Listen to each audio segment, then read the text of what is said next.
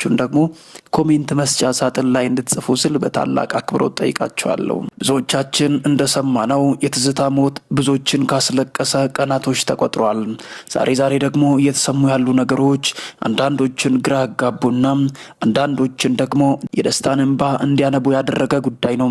ብዙዎቻችን እንደምናውቀው ቀናቶች ተቆጥረዋል፣ ወደ ወራቶች ደግሞ እየገፉ የሚገኘው የትዝታ ሞታ በድንገት መቅረቷ ብዙዎችን ያስለቀሰና ልባቸውን የሰበረ ጉዳይ ሆኗል።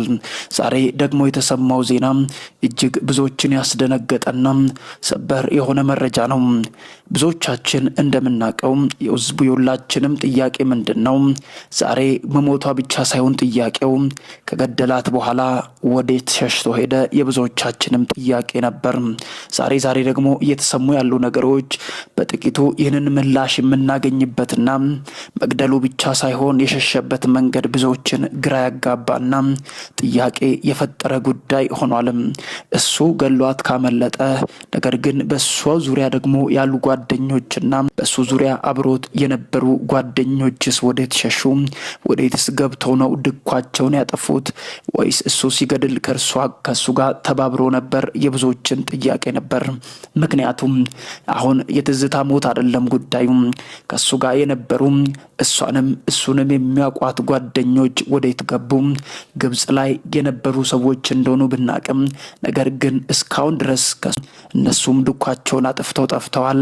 እነሱንም ማግኘት እጅግ ፈተና ከሆነ ሰነባብተውም ነበር። ዛሬ የወጣው ነገር ዛሬ ደስተኛ የሚያደርገን ቢሆንም፣ ነገር ግን የነሱ ድኳቸውን አጥፍቶ መጥፋት የብዙዎቻችንም ጥያቄ ሆኖ ከርሟል። ለምንድን ነው እሱ ገሎ ጠፋ? እነሱስ ደግሞ እሱን ተከትሎት ለምን ጠፉ? የብዙዎቻችንም ሀሳብ ነበር። ምክንያቱም እርስ በርስ መገዳደል የጀመረው ዛሬ አይደለም። ትላንት አብሮት የነበረውን ቃኤል አቤልን ሲገድል የብዙዎቻችንም ጥያቄ ቢሆን ይችላል። ምክንያቱም ሞት የጀመረው ዛሬ ላይ ሳይሆን እርስ በርስ መቀናናትና አንዱ አንዱን መግደል የጀመረው ዛሬ ላይ ሳይሆን በየትኛው ምክንያት ውስጥ ሆኖ ሰው አብሮት ያለውን ወዳጁን ሊያጠፋ እንደሚችል የሁላችንም ጥርጣሬም ጥያቄም ሊሆን ይችላል።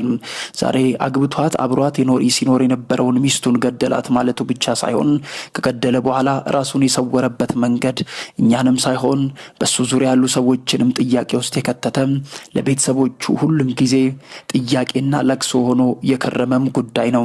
ዛሬ ጉዳዩ እንደዚህ ነው። የትዝታ እህት እንደዚህ ስትል ትደመጣለች።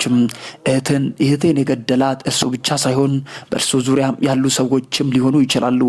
ምክንያቱም እነሱ እንኳን የት እንደገቡ ማወቅ ካቃተን ቆይቶናል።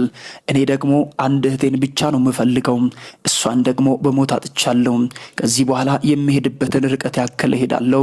በሱ ዙሪያ የተሰወሩ ሰዎችን መጋለጣቸው የማይቀር ነው የሚል ነገር ለማውራት ሞክራለችም። ፖሊስ ደግሞ በየሀገሩና በየከተማው ከኢትዮጵያ ውጭም ባሉ ማህበራዊ ሚዲያዎች ላይ ፌስቡክ፣ ዩቲዩብ እና ትዊተርንም ጨምሮ ፎቶ እንዲሰራጭና እንዲበተን ቢደረግም፣ ነገር ግን ተጠርጣሪው ሌትና ቀን በሚዲያ ላይ የሚዘዋወረውን ነገር በመስማት ውስጥ ራሱን እጅጉን እየደበቀ እንዳለና የኋላ ደግሞ ፊቱንም ወደ ማስቀየር ሰርጀሪ ወደ ማሰራት ደረጃ ሊሄድ እንዳለ እየወጡ ያሉ መረጃዎች ያሳያሉ። እውነት ነው፣ አንዳንድ ጊዜ የምንንቀሳቀስባቸው መንገዶች በጣም ገሃድ ሲሆኑ ፖሊስም ደግሞ ለምርመራው አመቺ አይደለም ሲል ነገሮችን ለመናገር ሞክሯል። ምክንያቱም በእያንዳንዱ ቀን መረጃዎች በተዘዋወሩ ቁጥር፣ እያንዳንዱ እንቅስቃሴ በተዘገበ ቁጥር ገዳይ ራሱን የመሰወርና የመደበቅ አቅም እየሰጠነው እንሄዳለን ሲል ነገሮችን በዚህ መልኩ ሊያስረዳን ሞክሯል። አሁን እየወጡ ያሉ መረጃዎች ደግሞ እጅጉን ፈታኝ የሚያደርጉት ነገር ምንድነው?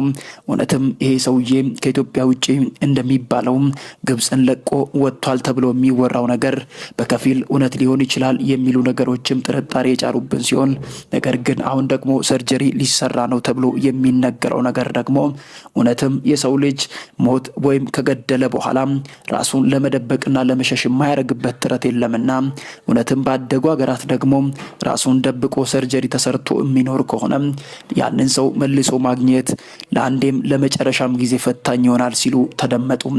አንዳንዶቹ ደግሞ እውነት ራሱን ለመደበቅና ለመሸሽ የማያደርግበት ጥረት የለምና እውነትም ባደጉ ሀገራት ደግሞ ራሱን ደብቆ ሰርጀሪ ተሰርቶ የሚኖር ከሆነ ያንን ሰው መልሶ ማግኘት ለአንዴም ለመጨረሻም ጊዜ ፈታኝ ይሆናል ሲሉ ተደመጡ።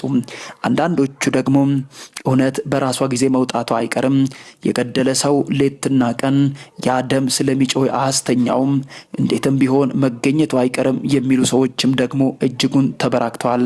ምክንያቱም ቃየል አቤልን ገሎ ራሱን ለመደበቅ ቢፈልግም ነገር ግን በምድረ በዳ የሚጮኸው ደም ዛሬም ነገም ላይለቀው ዘንድ ሲጮህ እንደነበር ሁላችንም እናውቃለን ሲሉ ደግሞ አንዳንዶቹ ተደመጡ። የትዝታ ደም በከንቱ ፈሶ አይቀርም፣ እኛም እንረባረባለን፣ ሌሎችም ደግሞ ፎቶውን መበተን ባለብን ልክ እንበትናለን፣ ነገር ግን እስከዚያ ድረስ መሄድ ያለብንን ዋጋ እንከፍላለን የሚሉ ሰዎች እጅጉን ተበራክተዋል። የልጁ ወላጆች ደግሞ ዝምታ ብዙዎችን ያስገረመና ያስደነገጠ ቢሆንም ነገር ግን እነሱም እንደዚህ ያሉ ይገኛሉ።